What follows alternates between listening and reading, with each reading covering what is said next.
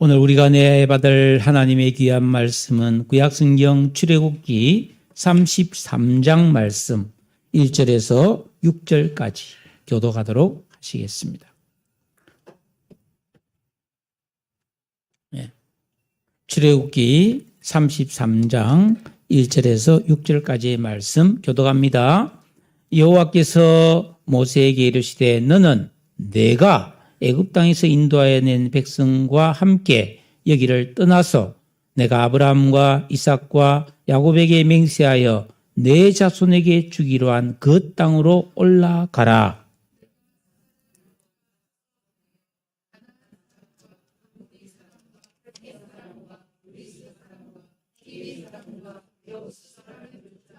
너희를 젖과 꿀이 흐르는 땅에 이르게 하려니와 나는 너희와 함께 올라가지 아니하리니 너희는 목이 곧은 백성인즉 내가 길에서 너희를 진멸할까 염려함이니라 하시니.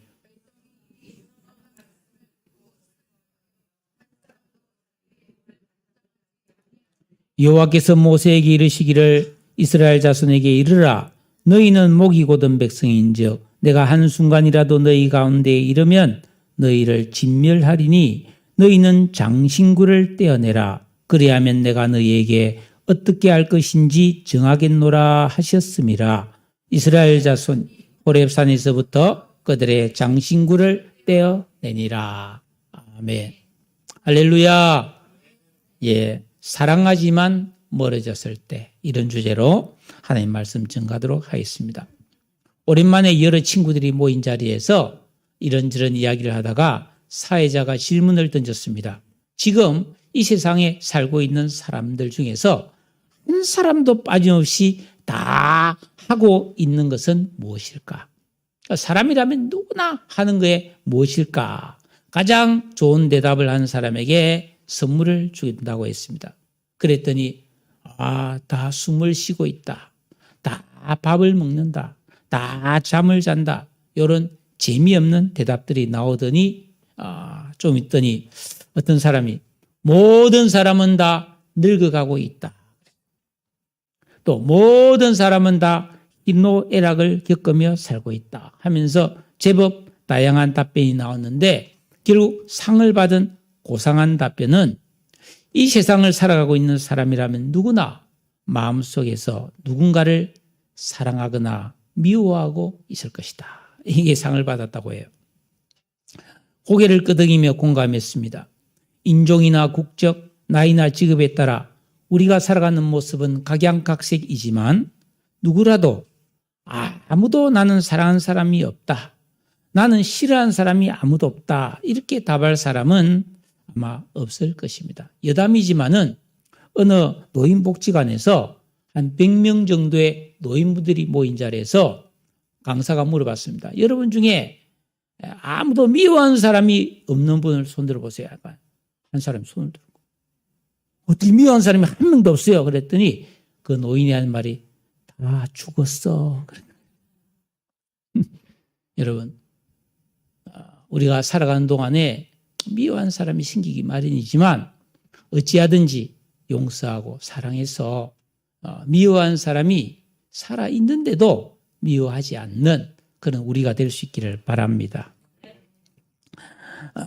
우리가 누군가를 사랑한다고 할 때 뜨겁게 사랑할 수도 있지만 그냥 마음속으로만 간직한 은근한 사랑일 수도 있습니다. 미움도 마찬가지죠. 죽이고 싶도록 강하게 미워할 수도 있지만 내색하지 않고 그냥 상대방은 모르게 나만 그냥 멀리하고 그렇게 미워하는 그런 사람이 있을 수도 있습니다. 어쨌거나 우리는 이런 사람, 저런 사람들과 함께 섞여 살아가면서 가능하면은 서로에게 배려하고 인내하면서 좋은 관계를 유지하면서 살기 위해 노력들 하지요. 쉬운 일이 아닙니다. 성경은 인간관계에서 가장 좋은 관계는 의로운 관계라고 말하고 있습니다. 상대방을 이용해 먹지 않는 거죠. 내가 낮아지고 섬길 때 우리는 좋은 관계를 유지할 수가 있는 것입니다. 그런데 우리가 살아가다가 정말로 좋아하는 사람이 생겨서 그 사람과 함께 행복한 시간을 보낼 수도 있습니다. 그런데 만약에 너무너무 사랑하고 좋아했는데 어떤 일로 인해 그 사람이 미워졌을 때는 어떻게 해야 됩니까? 여러분들은 어떻게 합니까? 오늘 우리가 배울 말씀 출애굽기 33장을 바르게 이해하려면 바로 그 앞에 무슨 일이 있었는지 32장을 먼저 살펴보아야 합니다. 이스라엘 백성들은 아시다시피 그 아브라함의 자손이잖아요.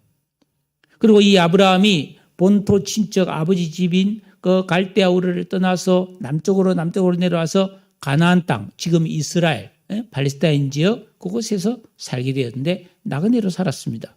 그리고 아브라함의 아들 이삭, 이삭의 아들 야곱, 야곱의 11번째 아들인 요셉이 애굽에 팔려가잖아요. 거기서 고생하다가 13년 만에 총리가 됩니다. 그리고 그 가나안 땅에 큰 흉년이 오니까 먹고 살 길이 없어진 결국 그 야곱의 가족 70여 명이 그 애굽으로 이민을 가게 되죠. 집단 이민을 갑니다. 예, 그때 그 요셉이 애굽의 총리로 있었기 때문에 초반에는 아주 좋은 대접을 받으면서 좋은 땅에서 아주 떵떵거리며 살았습니다. 그런데 이 요셉이 총리로 있던 시기는 그 이집트가 12왕조, 그러니까 우리나라도 보면 고려시대에는 왕씨가 왕이었잖아요. 근데 조선으로 넘어오면서 이씨가 왕이 되잖아요. 이씨조선이라고 그러잖아요. 그 왕조가 바뀐 거죠. 애굽도 왕조가 많이 바뀌는데 요셉이 총리했던 시절은 12번째 왕조였습니다. 지금으로부터 한 3,900년 전 BC 1876년경이었는데 그 세월이 흘러서 왕조가 여러 번 바뀝니다. 그래서 17왕조 때 BC 1567년에 이스라엘 백성들이 노예가 됩니다. 그리고 18왕조 때인 BC 1446년에 출애굽을 하는데, 그러니까 역사적으로 보면 이스라엘 백성들은 애굽에 430년 살았는데 앞에 한 300년 정도는 아주 잘 살았어요. 근데 120년 정도 노예가 되어서 아주 죽을 고생을 했습니다. 자, 특히나 이 18왕조 힉소스 왕조는 그 이스라엘 백성들을 굉장히 위험한 존재로 보고 아주 인구 억제 정책을 쓰면서 학대를 했습니다. 심지어 남자아이가 태어나면 나일강에 그냥 던져서 바로 죽이게 만들었단 말이에요. 예, 가혹한 탄압이죠. 그래서 이스라엘 백성들은 너무너무 괴롭고 너무너무 참 힘들어서 하나님 앞에 울부짖어 기도했습니다. 하나님, 우리 좀 살려주세요. 도저히 못 살겠습니다. 하니까 하나님은 그 이스라엘 백성들의 울부짖는 기도를 들었어요. 그래서 하나님이 그 이스라엘 백성들의 조상인 아브라함과 맺은 언약, 계약을 생각한 거예요. 왜냐하면 하나님께서 아브라함에게 내가 지시한 땅으로 가면은 내가 너에게 많은 자손을 주고 그 땅을 너희 자손에게 내가 선물로 주겠다고 그랬어요. 하나님 그 약속을 잊지 않고 기억해서 미디안 땅에서 양치기 하는 모세에게 찾아오잖아요. 그래서 모세를 애굽 왕 바로에게 보내서 10가지 재앙을 내리고 이스라엘 백성들을 노예에서 해방시켜 주십니다. 그리고 이스라엘 백성들은 홍해 바다를 쫙 갈라서 건너서 젖과 꿀이 흐르는 가나안 땅을 차지하기 위해 광야를 이렇게 통과하게 되었죠. 그 광야는 사막이지 않습니까? 그래서 낮에는 더위를 피할 수 있도록 구름 기둥으로 그늘을 만들어주고, 밤에는 너무너무 춥기 때문에 불기둥으로 난방까지 해주면서 먹고 살아야 되니까 하늘에서 만나라는 음식이 떨어져서 이스라엘 백성들은 거기서 그 음식을 먹고 200만 명이나 되는 사람이 물을 마셔야 되는데 사막에 물이 있습니까? 하나님께서는 바위에서 물이 쫙 나와서 사막에 강물을 만들어줍니다. 그것도 한 번, 두 번도 아니고 날마다 그렇게 해서 그 강물을 마시고 생수의 강을 만들어서 마시면서 그 광야를 지나가게 했습니다. 이처럼 하나님께서는 절대로 자신들의 힘으로는 노예살이의 그 고역과 비참함에서 벗어날 수 없었던 그 이스라엘 백성들에게 너무나 큰 은혜와 복을 베풀어 주신 것이죠. 그리고 이제 그들이 해방된 후에 광야를 지나가다가 3개월이 지났을 때 시내산이라는 데 딱 도착합니다. 시나이 반도라고 들어봤죠? 그 시나이라고 하는 시내산입니다. 그 산에 딱 도착했을 때 하나님은 이스라엘 백성들과 계약을 맺는 거예요. 여러분, 우리가 성경을 보면 신약, 구약이라잖아요. 그러니까 구약은 옛날 약속, 신약은 새로운 약속이라는 뜻이에요. 하나님은 사랑하는 자에게 약속을 해줍니다. 내가 이렇게 해주마. 왜냐하면 하나님의 약속은 반드시 이루어지기 때문에 이건 보증수표인 거예요. 하나님이 내가 너희를 축복하겠다 이러면 축복하는 거예요. 그 축복은 반드시 이루어지는 거예요. 하나님이 너를 구원하겠다 이러면 반드시 구원해 주는 거예요. 그러니까 하나님은 가장 사랑하는 자에게 계약서를 탁 주는 거예요. 아, 이게 진짜 기가 막힌 거예요. 그래서 하나님이 이스라엘 백성들이 너무 좋아서 시내산에서 계약을 맺는 거예요. 무슨 계약을 맺냐? 자, 우리 계약을 하자. 너희들은 앞으로 무슨 일이 있어도 나만 믿어라. 이스라엘 백성들이 할 일은 이겁니다. 계약. 그러면 하나님은 어떻게 해주느냐? 내가 너희를 보호해 주겠다. 아무도 너희를 해치지 못하겠고 너희가 어디로 가야 될지 내가 가는 길을 인도해 주겠다. 너희를 축복해 주겠다. 너희가 필요한 모든 것을 내가 다 공급해 주겠다. 먹고 사는 걱정하지 마라. 그리고 너희들을 이 좋은 나라가 만들어지면 너희들이 이 세상에서 점점 부강해서 온 세상 사람들이 너희를 떠받들도록 존귀하게 해주겠다. 이게 하나님 계약입니다. 여러분, 이스라엘 백성들이 얼마나 불공평한 좋은 계약을 했습니까? 하나님만 믿기만 하면 되는데 그럼 하나님 모든 걸 다 해주겠다는 거예요. 영원히 축복해 주겠다는 거예요. 그러면서 계약서에 도장 찍자. 그 증표로 모세를 시내산 꼭대기에 오르라오게 합니다. 그래서 하나님이 친히 돌판에다가 십계명을 탁 새겨서 모세에게 주신 거예요. 그래서 모세는 그 십계명 돌판을 받기 위해서 시내산에 올라가서 40일을 그 산에 하나님과 함께 머물고 있습니다. 자, 그때 밑에 백성들은 기다려도 모세가 안 내려오는 거예요. 40일을. 40일이라면 길다면 길고 짧다면 짧죠. 근데 안 내려오는 거예요. 그러자 32장 1절을 보시면은 백성이 모세가 산에서 내려옴이 더딤을 보고 모여서 아론은 모세의 형이잖아요. 아론에게 이르러 말하되 우리를 위하여 우리를 인도할 신을 만들어라. 이 이스라엘 백성들은 오랫동안 태어나서 애굽에서 살다 보니까 애굽에 송아지, 금송아지 신. 왜냐하면 농사를 중요하니까 소가 신인 거예요. 인도도 지금 그러잖아요. 소가 신이에요. 그러니까 금으로 만든 송아지 신을 만들어서 우리가 그 우상을 섬기게 해달라고 그렇게 부탁을 합니다. 결국 송아지를 만들어요. 만들어서 거기서 와 이제 우리 신이 생겼다. 여러분 이게 이제 어떤 의미냐 하면은 지금 우리는 하나님 믿습니다. 예수님 믿습니다. 근데 하나님 눈에 보입니까? 예수님 눈에 보입니까? 안 보입니다. 그런데 사람은 보이지 않아도 알 수 있는 능력이 있습니다. 내가 사랑하는 사람이 멀리 있어도 길은 멀어도 마음만은 가까이 있는 것처럼 사랑할 수 있습니다. 믿습니까? 그렇죠. 그러니까 우리는 신앙을, 종교를 가질 때 안 보이는 하나님을 믿는 것. 이게 인간으로서 가장 수준 높은 믿음이에요. 그런데 수준 낮은 믿음은 어떤 믿음이냐? 앞에 뭔가를 큰 걸 만들어 놓고 와! 막 금으로 만들고 말이죠. 막 크게 만들어 놓고 믿는 거. 이건 왜요? 수준 낮은 믿음이에요. 형이하학적 믿음이라는 겁니다. 자, 어린아이에게 얘야 호랑이는 있잖아. 이렇게 생겨서 애들은 모릅니다. 그래서 그림책에 있는 호랑이 그림을 보여주고 동물원에 가서 저게 호랑이다 하면 그제서야 애들은 호랑이구나 하지요. 근데 우리는 그렇지 않잖아요. 한 번도 보지 못했더라도 설명해 주면 아는 거예요. 그러니까 이스라엘 백성들은 아직 보이지 않는 하나님을 믿을 수 있는 수준이 못 된 거예요.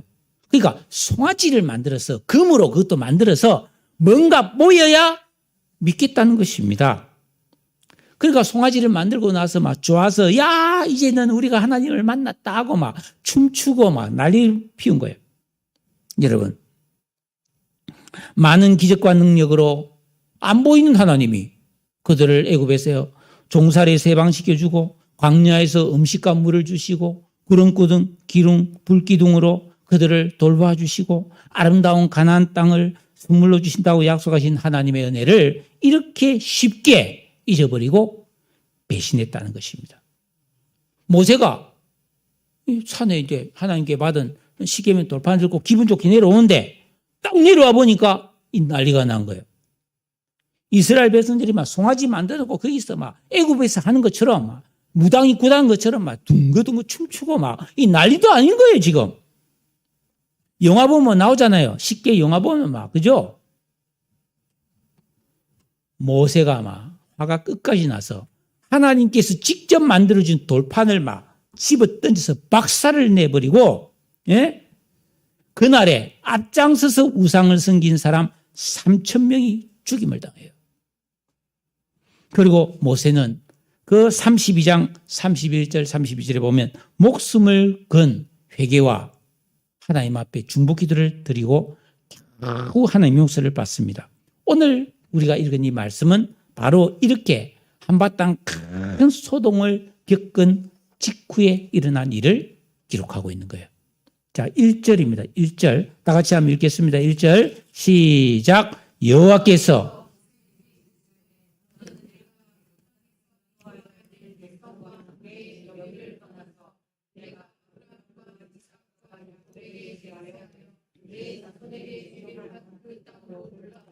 범죄한 이스라엘 백성들에게 하나님은 진노하셨지만 그들에게 베푸는 은혜를 끊지는 않았어요. 즉 밥을 안 준다든지 물을 안 준다든지 가나안 땅에 가는 거 취소 그렇게 하지 않고 이스라엘의 조상들과 하나님이 언약을 맺은 가나안 땅을 주겠다는 약속은 여전히 유효했습니다. 그래서 가나안 땅으로 올라가라 하긴 했는데 달라진 게 있어요. 그게 뭐냐면 출애굽기 20장 2절에 보면은 하나님이 이렇게 말합니다. 나는 너를 애굽 땅 종되었던 집에서 인도하여 낸 너의 하나님 여호와다. 내가 너희를 애굽 땅에서 인도해냈다. 그랬어요. 그런데 오늘 말씀해 보면 뭐라고 그랬어요? 모세 보고 너가 애굽 땅에서 인도하여 낸 백성이다. 라고 말이 달라졌습니다. 즉 이스라엘 백성들의 불의한 우상숭배 죄로 인해 하나님과의 친밀하고 화목했던 관계가 멀어졌다는 겁니다. 야곱은 고린도 교회 성도들에게 편지하면서 고린도 후서 5장 20절에 보면 내가 그리스도를 대신하여 간청하노니 너희는 하나님과 화목해라 그랬습니다. 사랑하는 성도 여러분, 우리가 어떻게 해야 하나님과 화목할 수가 있습니까? 여러분은 가족들과 어떻게 하면 화목하게 살 수 있는지 알고 계십니까? 의로워야 됩니다. 올바르게 살아야 화목할 수 있는 거예요. 우리가 하나님과 화목하려면 하나님 앞에 올바르게 살아야 되는데 하나님과 올바르게 살려면 어떻게 살아야 되는 것입니까, 여러분? 그거는 당연히 계명 순종과 기도의 진정한 영적 생활을 통해 우리 마음이 갈아엎어져야 됩니다. 그래서 하나님을 대적할 수 있는 길가 돌박 가시밭이 뽑혀서 나가야 된단 말이죠. 그래야 하나님 뜻대로 살고 하나님과 화목할 수 있다는 겁니다. 불의와 죄를 멀리하고 특히 디도스에 보면 선한 일을 열심히 하면 하나님과 친밀해진다는 거예요. 선한 일은 뭡니까? 하나님 말씀대로 살면 친해진다는 것이죠. 화목이 된다는 것입니다. 그러면 어떻게 되느냐? 만복의 근원이시고 전능하신 하나님께서 온갖 좋은 복을 주시고 나를 통해 기뻐하시고 영광 받으신다는 거예요. 여기 자녀 키우는 분 알잖아요. 자녀가 순종하고 자기 할 일을 잘하고 고분고분하게 잘 지내면 얼마나 행복합니까? 뭐 다 해주고 싶지. 하나님은 그렇지 않은 거죠. 네? 낯설다 이라는 거예요. 난 너희가 낯설다. 우상숭배한 너희들이 이상하게 멀리 느껴진다. 하나님 그렇게 말씀하신 거예요. 그래서 하나님은 2절에서 뭐라고 그럽니까? 내가 내 사자를 너보다 앞서 보내겠다. 즉 하나님은 죄를 미워하지만 약속하신 은혜를 다 거두지는 않았고 계속해서 은혜와 도움을 베풀어 줍니다. 이스라엘 백성들은 자신의 힘과 능력으로는 절대로 이길 수 없는 가나안에 땅에 살고 있는 원주민들 7족속입니다. 여기 보면 이름이 나오죠. 아모리 사람, 헷 사람, 브리스 사람, 히위 사람, 여부스 사람 빠져있지만 기르가스 족속이라고 또 있어요. 이렇게 해서 가나안에 살고 있는 7족속인데 이 사람들은 굉장히 음란하고 너무너무 싹한 사람들이에요. 이런 사람들을 내가 그 땅에서 다 쫓아내고 그 땅을 너희에게 주겠다. 그런데 내가 적극적으로 도와주는데 내가 천사를 먼저 보내서 그렇게 해주겠다는 겁니다. 그리고 그 적과 꿀이 살기 좋은 땅은 너희에게 차지하게 해주겠다. 그렇게 말씀합니다. 그러나 3절에 뭐라고 했어요? 나는 너희와 함께 올라가지는 않겠다. 이 무슨 말입니까? 이스라엘의 조상인 아브라함과 이삭과 야곱과 맺은 약속대로 축복은 주겠지만은 관계는 멀리하겠다는 뜻입니다. 왜냐하면 하나님은 이스라엘 백성들을 사랑하셨는데 이스라엘 백성들이 중요하게 생각하는 것은 자신들이 원하는 것을 손에 넣는 것일 뿐 하나님 말씀에 순종하기는 싫어하는 것을 아셨기 때문이에요. 자기에게 유익이 되고 득이 된다면 언제든지 하나님과의 약속을 깨버리고 배반하고 우상을 섬길 죄인임을 아셨기 때문입니다. 여러분 하나님께서 사랑하는 자에게 아까 약속을 해준다 그랬죠? 또 한 가지가 뭔지 아세요? 함께 해주겠다는 겁니다. 하나님 모세에게 내가 너와 함께 해주겠다. 여호수아에게 너와 함께 해주겠다 그랬어요. 예수님도 사도들에게 내가 세상 끝날까지 너희와 함께 하겠다. 그런 말씀 하지 않았습니까? 그럼 하나님은 어떤 사람에게 함께 해줍니까? 사랑하는 자입니다. 응? 여러분 우리 신앙의 진정한 목적이 무엇일까요? 우리 신앙의 진정한 목적은 하나님 자체입니다. 하나님이 목적이 되지 않고 다른 것이 목적이 되면은 이거는 올바른 신앙이 안 됩니다. 예배를 드리고 자기 자신을 성찰하고 기쁨을 얻고 위로를 얻고 영적으로 깨달음이 생기고 그러면 어느 정도 내 영이 개발되어서 성장을 하고 인격이 만들어집니다. 이런 어느 정도의 유익과 만족은 얻을 수 있지만 그 이상은 안 되는 거예요. 그런데 성경은 우리에게 어떤 믿음을 요구하느냐 하면 신명기 6장 5절에 보면 너는 마음을 다하고 뜻을 다하고 힘을 다하여 내 하나님 여호와를 사랑하라 하셨단 말이에요. 하나님을 이렇게 전심을 다해 사랑하려면 어떻게 해야 됩니까? 어떻게 하면 하나님을 그렇게 사랑할 수 있고 사랑합니다 하고 막 이래야 사랑하는 겁니까?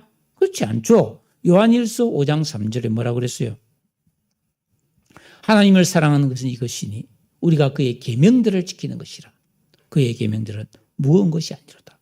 열심히 하나님이 하라는 거 하고 하지 말라는 거 안 하는 게 하나님을 열심히 사랑하는 거예요.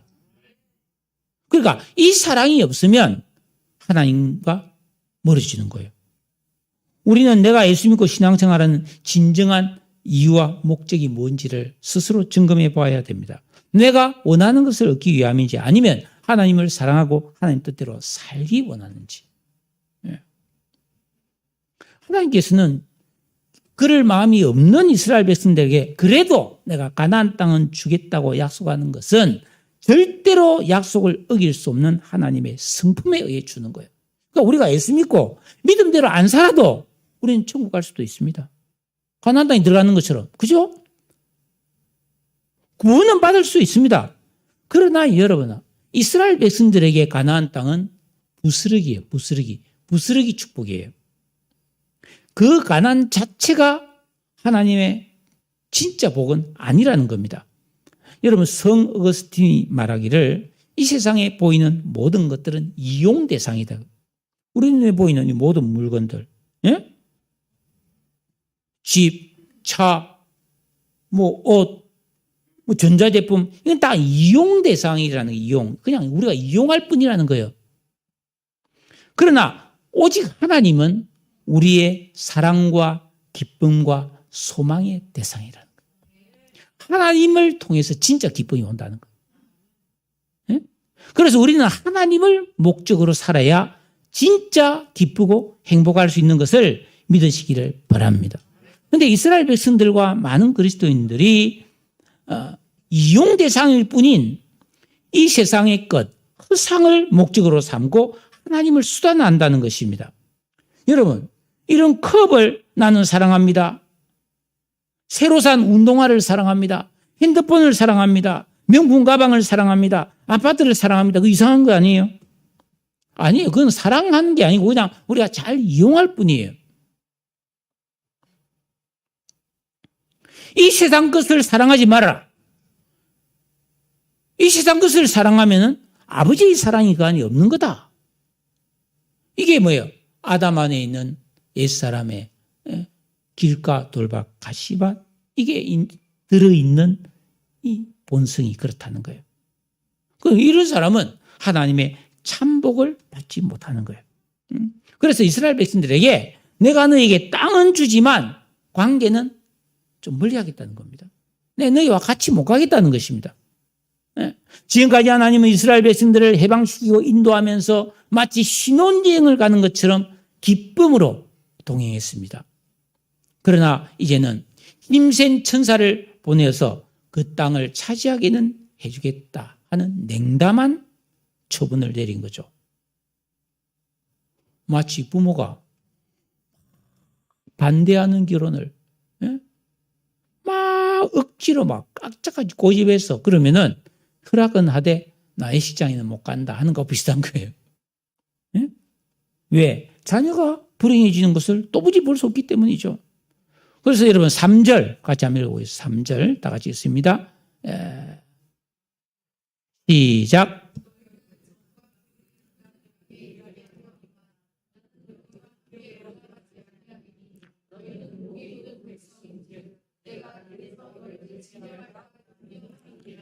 너희는 목이 곧은 백성이다. 그렇게 말했습니다. 5절에도 똑같은 말이 나와요. 너희는 목이 곧은 백성이다. 이 목이 곧단 말은 뻣뻣하게 고개를 쳐들었다. 이 말인데 뭡니까? 불순종하고 아주 고집스럽고 교만한 상태를 말하는 것이죠. 예. 여러분, 하나님은 이스라엘 백성들 너무너무 사랑했잖아요. 그런데 사랑하는 사람이 하나님을 거역했을 때 너무너무 하나님은 마음이 아픈 거예요. 우리가 살아가면서 내가 너무너무 사랑하는 사람, 사랑해야만 되는 사람이 나를 아프게 할 때 우리는 어떻게 해야 됩니까? 참 너무 슬프겠죠.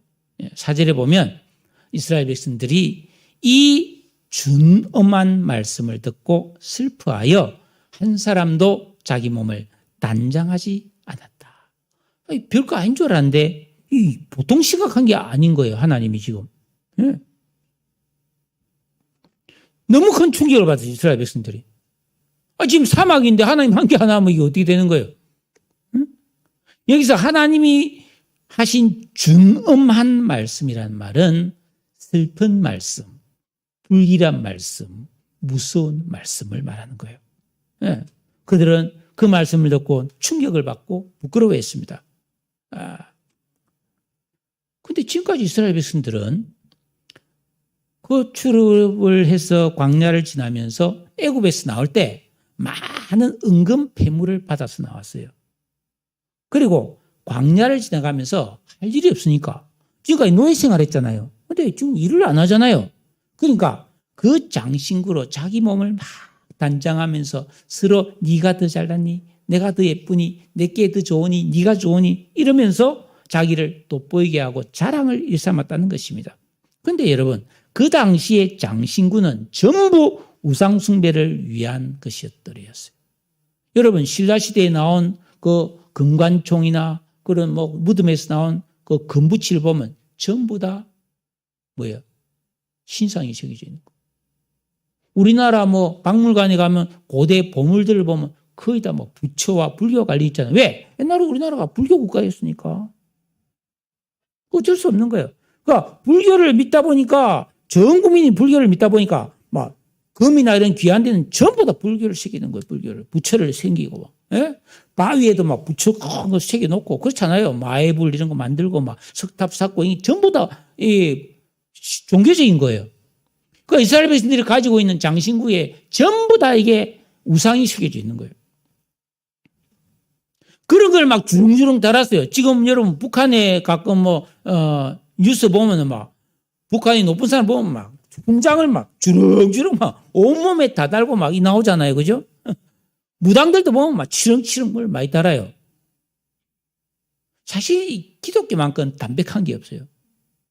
성당만 가도 뭐가 많아요. 성상도 있고 막 그림도 있고 많잖아요. 뭐 덮어 쓰고 막 염주도 있고 막. 예? 묵주라 그러죠. 묵주. 우리는 아무것도 없어요. 깔끔하게 그냥 오직 말씀. 진짜 담백한 믿음.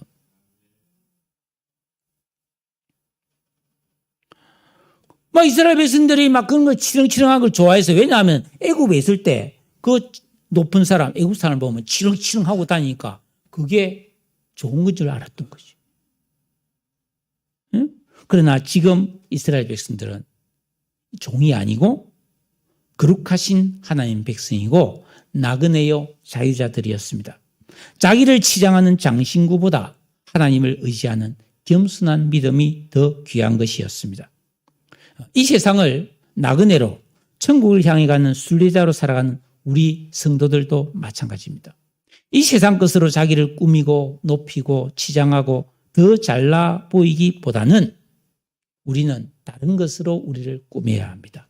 그것은 에베소서 4장 22절과 25절에 있는 말씀인데 너희는 유혹의 욕심을 따라 썩어져가는 구습을 따르는 옛사람을 벗어버리고 오직 너희의 심령이 새롭게 되어 하나님을 따라 의와 진리의 거룩함으로 지으심을 받은 새 사람을 입어라.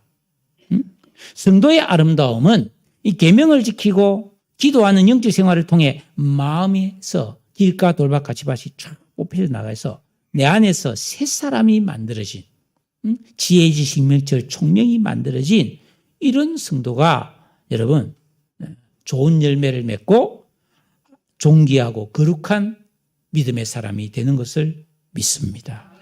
우리 이 길을 가야 되는 거죠. 그래서 하나님께서 5절에 뭐라 합니까? 모세에게 말하기를 너 이스라엘 자손에게 말해 너희는 목이 곧은 백성인즉 내가 한 습관이라도 너희 가운데 이러면 너희를 진멸할 가능성이 있으니까 네 몸에 덕지덕지 붙어있는 장신구 다 떼버려. 이스라엘 백성들이 그래도 단장을 안 하는 겸손한 모습을 보이니까 하나님 약간 마음이 누그러졌어요. 그래서 장신구를 떼내고 깨끗해지라는 것입니다. 여러분 예수 믿고 구원받은 성도가 하나님을 내 인생의 주인과 왕으로 모시고 계명을 지키고 기도하는 이 거룩한 마음이 되어서 지극히 선한 것을 분별하며 성령의 지시와 인도를 따라 거룩한 삶을 살면 이 세상 것으로 단장하지 않아도 존귀하고 아름다운 법이에요. 그렇다고 해서 목걸이 귀걸이 하는 게 나쁘다 그런 뜻은 아닙니다. 여기서 말한 것은 그런 단장품을 말할 뿐 아니라 사실 우리 마음의 장신구를 더 우리는 심각하게 생각해야 됩니다. 우리의 아름다움은 영의 아름다움에 있지 외모의 아름다움에 있지 않은 것을 정말 이거는 분별할 줄 알아야 되는데 그래서 하나님이 너희가 단장품, 장신구를 다 떼내면 내가 너희에게 어떻게 할 것인지를 정하겠노라 이렇게 말씀합니다. 여러분 이스라엘 백성들은 자신들이 금송아지를 만들고 섬긴 우상숭배의 죄를 지음으로 하나님을 진노하게 한 것을 깨닫고 슬퍼하며 회개했습니다. 그러자 하나님께서는 그래 좋다. 너희들이 그렇게 슬퍼한다면 그 마음이 진심이라면 너희에게 있는 장신구를 다 떼내라. 그러면 내가 그 다음에 어떻게 할 건지 내가 결정하겠다는 겁니다. 여러분 우리가 이 세상을 살아가면서 정말로 중요한 신앙의 모습은 가장 중요한 것을 먼저 하고 귀하게 여기는 가치관입니다. 그리고 불필요한 것을 버릴 줄 알아야 되는 거예요. 예수님께서 말씀하십니다. 너희가 나를 따르느냐? 그러면 먼저 자기를 부인해라. 자기부터 내려놔라는 겁니다. 그리고 로마서 12장 1절에 보면 모든 무거운 것과 얽매이기 쉬운 죄를 벗어버리라고, 버리라고 말하고 있습니다. 예. 사랑하는 성도 여러분, 그러나 사람들은 이 세상 것에 애착을 가지고 있기 때문에 잘 못 버린다라는 겁니다. 성도는 일단 이 세상 것에서 애착을 버리고 하나님을 사랑하게 될 때 우리 영이 밝아지는 거예요. 그래서 참된 것과 헛된 것, 영원한 것과 일시적인 것, 선과 악을 올바르게 분별하는 지각이 살아나는 것입니다. 우리 성도의 삶에서 풍족하고 화려한 삶만 있고 하나님이 함께하지 않으면 모든 것이 허망해집니다. 그래서 우리는 장신구보다는 하나님의 은혜와 능력과 영광을 사모하는 것이 더 좋은 지혜요 참 믿음인 것을 믿으시기 바랍니다. 그래서 이스라엘 백성들은 이 말씀을 듣고 6절에 보십시오. 이스라엘 자손이 호렙산에서부터 그들의 장신구를 떼어내니라. 미리 그랬으면 좋았을 텐데 실컷 혼나고 고생하고 깨달았습니다. 소잃고 외양간 고치기죠. 그건 지금이라 늦지 않았어요.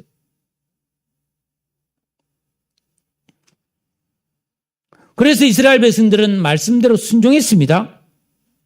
그리고 모세는 오늘 우리가 읽진 않았지만은 7절부터 보면 회막에 나가서 간절히 기도했을 때 하나님께서 14절 봐보세요. 옆에 우리 오늘 읽지 않았지만은 출애굽기 33장 14절 다 같이 한번 읽겠습니다. 시작.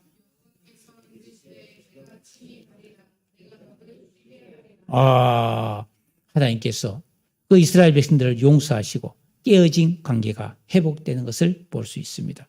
여러분, 사랑하지만 멀어졌을 때는 어떻게 해야 되겠습니까? 죄를 버리고 교만과 자랑과 희영심을 버리고 사랑할 때 회복할 수 있는 것이죠. 그렇다면 여러분, 말씀을 이제 맺으면서 오늘 우리가 하나님 앞에서 떼버려야 될 장신구는 무엇일까요? 유형무형의 우상들입니다. 육신의 정욕, 안목의 정욕, 이생의 자랑이 무형의 장신구들이라면 내가 하나님 말씀을 사랑하고 기도하고 진리를 따라 계명 지키기보다는 외모를 가꾸고 좋은 물건을 좋아하고 안락한 삶, 육체의 쾌락과 여유를 즐기며 영적인 삶에 인색하고 게으른 죄들이 실제적인 장신구들입니다. 영심과 자존심으로 다른 사람과 비교하면서 때로는 교만하고 때로는 열등감에 빠지면서 내 마음의 희노애락이 세상 것들에 의해 좌우되고 있다면 그 장신구는 떼버려야 한다는 것입니다. 우리가 하나님을 사랑하여서 이 계명 지키고 순종하는 영적인 삶을 살지 않고 이 세상이 주는 재미와 만족에 길이 들면 어떤 현상이 나타나느냐? 하나님 말씀 앞에서 자꾸 조급해지는 거예요. 빨리 읽고 오래 못 읽은 말씀을 오래 못 읽고 오래 못 듣는 거예요. 그리고 기도 시간에는 온갖 상념과 잡념에 빠지거나 졸게 된다는 겁니다. 그러면 내가 기도를 하려고 했는데 기도의 자리에 앉았는데 막 온갖 잡념에 빠지다가 막 졸다가 끝나버리면 허탈감이 심해져 버려요. 그런 시간이 반복되면은 은혜롭고 자비하신 하나님과 관계와 멀어지게 됩니다. 하나님과 멀어지면 내 영혼이 빈곤하게 되고 여러분 구름기둥 불기둥 광야의 백성들에게 없으면 어떻게 돼요? 덥고 춥고 힘든 거예요. 인생이 춥고 덥고 괴로운 거예요. 만나가 없어서 밥은 먹는데 허기를 느끼는 거예요. 그래서 아모스가 뭐라 그랬어요? 물이 없어 목마른 게 아니고 음식이 없어 굶주림이 아니다. 하나님의 말씀, 영의 식량이 없으므로 기가를 겪는다. 이런 말을 했다 이 말이죠. 하나님의 성령이 물러감으로써 영적 허무감과 외로움이 절절하게 우리 안에 느껴지는데, 여러분, 우리가 사랑하며 살아야 하는데, 멀어졌다. 회복해야 되잖아요. 우리가 하나님을 사랑하지만 하나님 뜻대로 살지 않으면 하나님과 멀어져 버리는 거예요. 회복하는 길은 회개뿐이라는 것입니다. 우리의 심령에 붙어있는, 덕지덕지 붙어있는 세상적인 허상에 불과한 장신구를 떼내야 돼요. 의영심, 자존심, 비교의식, 쾌락을 좋아하는 마음, 이거 다 떼내고 내 심령이 가난해져서 하나님과의 친밀, 화목, 동행을 사모하는 마음을 회복해야 합니다.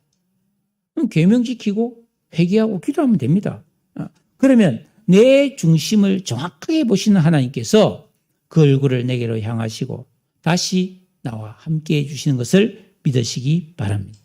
나와 동행해 주시고 어디든지 함께 해 주십니다. 여러분, 요셉과 야곱과 다윗과 다니엘은 그 시대에 극심한 고통 속에 살았던 사람이지만 하나님이 함께 해 주시니까 어디를 가든지 형통한 줄로 믿습니다.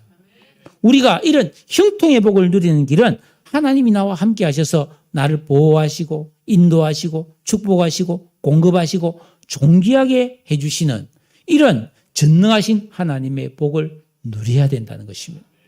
오늘 우리 새롭게 출발한 학생들, 우리 학생들을 다 한 학년 진급하고 새로 중학교도 가고 고등학교도 가고 대학교도 가고 사회생활도 시작했는데 여러분, 장신구 떼내고 하나님을 내 마음의 중심에 모시고 새 출발하기를 축복합니다. 매일매일을 살아가는 우리 성도님들도 마찬가지입니다. 어찌하든지 하나님이 나와 함께 하시는 것을 귀하게 여기십시오. 그러면 하나님이 나를 보호해 주시고 어디로 가든지 은혜와 형통의 은혜를 주실 줄로 믿습니다. 이 길을 갑시다. 다 같이 기도하겠습니다.